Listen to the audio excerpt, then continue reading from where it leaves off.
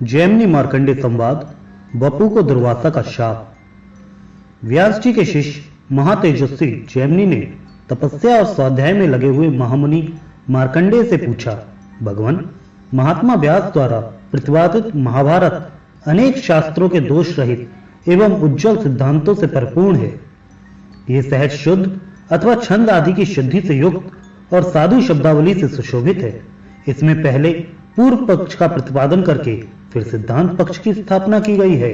जैसे देवताओं में विष्णु, मनुष्यों में ब्राह्मण तथा संपूर्ण आभूषणों में चूड़ामणि श्रेष्ठ है, जिस प्रकार आयुधों में वज्र और इंद्रियों में मन प्रधान माना गया है, उसी प्रकार समस्त शास्त्रों में महाभारत उत्तम बताया गया है। इसमें धर्म, अर्थ, काम और मोक्ष इन चारों पुरुषार्थों का वर्णन है। वे पुरुषार्थ कहीं तो परस्पर संबंध हैं और कहीं पृथक पृथक वर्णित है। इसके सिवा उनके अनुबंधों का भी वर्णन किया गया है। भगवान, इस प्रकार यह महाभारत उपाख्यान वेदों का विस्तार रूप है। इसमें बहुत से विषयों का प्रतिपादन किया गया है। मैं इसे यथार्थ रूप से जानना चाहता हूं और इसलिए आपकी सेवा में उपस्थित हुआ हूं। जगत की सृष्टि, पालन और संहार के एकमात्र कारण सर्वव्यापी भगवान जनार्दन निर्गुण होकर भी मनुष्य रूप में कैसे प्रकट हुए तथा द्रुपद कुमारी कृष्णा अकेली ही 5 पांडवों की महारानी क्यों हुई, इस विषय में मुझे महान संदेह है। द्रौपदी के 5 महारथी पुत्र जिनका अभी विवाह भी नहीं हुआ था और पांडव जैसे वीर जिनके रक्षक थे, अनाथों की भांति कैसे मारे गए, ये सारी बातें आप मुझे विस्तार पूर्वक बताने की कृपा करें। मार्कंडेय जी बोले, मुनि श्रेष्ठ, ये मेरे लिए संध्या वंदन अर्थात कर्म करने का समय है। तुम्हारे प्रश्नों का उत्तर विस्तार पूर्वक देना है, अतः उसके लिए यह समय उत्तम नहीं है। जैमिनी, मैं तुम्हें ऐसे पक्षियों का परिचय देता हूं जो तुम्हारे प्रश्नों का उत्तर देंगे और तुम्हारे संदेह का निवारण करेंगे। द्रोण नामक पक्षी के 4 पुत्र हैं जो सब पक्षियों में श्रेष्ठ, तत्वज्ञ तथा शास्त्रों का चिंतन करने वाले हैं। उनके नाम हैं पिंगाक्ष, विबोध, सुपुत्र और सुमुख। वेदों और शास्त्रों के तात्पर्य को समझने में उनकी बुद्धि कभी कुंठित नहीं होती। ये 4 पक्षी विंध्य पर्वत की कंदरा में निवास करते हैं। तुम उन्हीं के पास जाकर ये सभी बातें पूछो।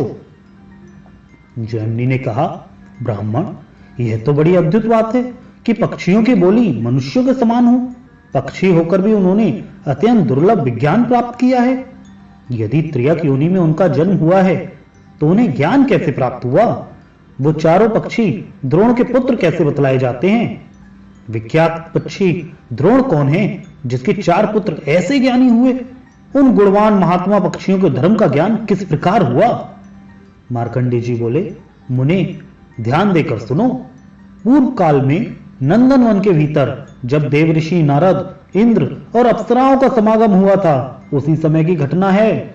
एक बार नारद जी ने नंदवन में देवराज इंद्र से भेंट की। उनकी दृष्टि पड़ते ही इंद्र उठकर खड़े हो गए और बड़े आदर के साथ अपना सिंहासन उन्हें बैठने को दिया। वहां खड़ी हुई अप्सराओं ने भी देवऋषि नारद की विनीत भाव से मस्तक झुकाया। उनके द्वारा पूजित हो नारद जी ने इंद्र के बैठ जाने पर यथा योग्य कुशल प्रश्न के अनंतर बड़ी मनोहर कथाएं सुनाई। उस बातचीत के प्रसंग में ही इंद्र ने महान मुनि नारद से कहा, देवऋषि, इन अप्सराओं में जो आपको प्रिय जान पड़े उसे आज्ञा दीजिए यहां नृत्य करे। रंभा, मिश्रकेशी, उर्वशी, तिलोत्तमा, घृताची अथवा मेनका, जिसमें आपकी रुचि हो उसी का नृत्य देखिए। इंद्र की यह बात सुनकर दुष्श्रेष्ठ नारद जी विनय पूर्वक खड़ी हुई अप्सराओं से कुछ सोचकर कहा, तुम सब लोगों में से जो अपने को रूप और उदारता आदि गुणों में सबसे श्रेष्ठ मानती हो, वही मेरे सामने यहां नृत्य करे। मार्कंडेय जी कहते हैं, मुनि की यह बात सुनते ही विनीत अप्सराएं एक एक करके आपस में कहने लगी, अरे मैं ही गुणों में सबसे श्रेष्ठ हूं, तू नहीं। इस पर दूसरी कहती, तू नहीं, मैं श्रेष्ठ हूं। उनका यह ज्ञानपूर्ण विवाद देखकर इंद्र ने कहा, अरे मुनि से ही पूछो, वो ही बताएंगे कि तुम लोगों में से सबसे अधिक गुणवती कौन है। इस प्रकार उनके पूछने पर नारद जी ने कहा, जो गिरिराज हिमालय पर तपस्या करने वाले मुनि श्रेष्ठ दुर्वासा को अपनी चेष्टा से क्षुब्ध कर देगी, उसी को मैं सबसे अधिक गुणवती मानूंगा। उनकी बात सुनकर सबकी गर्दन हिल गई। सबने एक दूसरे से कहना आरंभ किया, हमारे लिए ये कार्य संभव है। उन अप्सराओं में एक का नाम वपु था। उसके मन में मुनियों को विचलित कर देने का गर्व था। उसने नारद जी को उत्तर दिया, जहां दुर्वासा मुनि रहते हैं वहां आज मैं जाऊंगी। दुर्वासा मुनि को जो शरीर रूपी रथ का संचालन करते हैं, जिन्होंने इंद्रिय रूपी घोड़ों को उस रथ में जोत रखा है, एक अयोग्य सारथी सिद्ध कर दिखाऊंगी। अपने कामायण के प्राण से उनके मन रूपी लगाम को गिरा दूंगी, उनके वायु को बाहर कर दूंगी। यूं कहकर वपु हिमालय पर्वत पर गई। वहां महर्षि के आश्रम में उनकी तपस्या के प्रभाव से हिंसक जीव भी अपनी स्वाभाविक हिंसावृत्ति छोड़कर परम शांत रहते थे। महामुनि दुर्वासा जहां निवास करते थे, उस स्थान से 1 कोस की दूरी पर वो सुंदरी अप्सरा ठहर गई और गीत गाने लगी। उसकी वाणी में कोकिल के कलवर का सा मिठास था। उसके संगीत की मधुर ध्वनि कान में पड़ते ही दुर्वासा मुनि के मन में बड़ा विस्मय हुआ।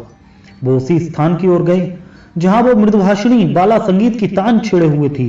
उसे देखकर महर्षि ने अपने मन को बलपूर्वक रोका और ये जानकर कि ये मुझे लुभाने के लिए आई है, उन्हें क्रोध और अमर्ष आया। फिर तो वो महातपस्वी महर्षि उस अप्सरा से इस प्रकार बोले, आकाश में विचरने वाली मतवाली अप्सरा, तू बड़े कष्ट से उपार्जित किए हुए मेरे तप में विघ्न डालने के लिए आई है। अतः मेरे क्रोध से कलंकित होकर तू पक्षी के कुल में जन्म लेगी। ओ खोटी बुद्धि वाली नीच अप्सरा, अपना ये मनोहर रूप छोड़कर तुझे 16 वर्षों तक पक्षिणी के रूप में रहना पड़ेगा। उस समय तेरे गर्भ से 4 पुत्र उत्पन्न होंगे, किंतु तू उनके प्रति होने वाले अपने प्रेम जनित सुख से वंचित ही रहेगी और शस्त्र द्वारा वध को प्राप्त करके शाप मुक्त हो पुनः स्वर्गलोक में अपना स्थान प्राप्त करेगी। बस अब इसके विपरीत तू कुछ भी किसी भी प्रकार उत्तर न देना। क्रोध से लाल नेत्र किए महर्षि दुर्वासा ने मधुर खनखनाट से युक्त चंचल कंगन धारण करने वाली उस माननी अप्सरा को यह दुस्सह वचन सुनाकर इस पृथ्वी को छोड़ दिया और गुणों से गौरवान्वित एवं ताल तरंगों वाली आकाश गंगा के तट पर चले गए।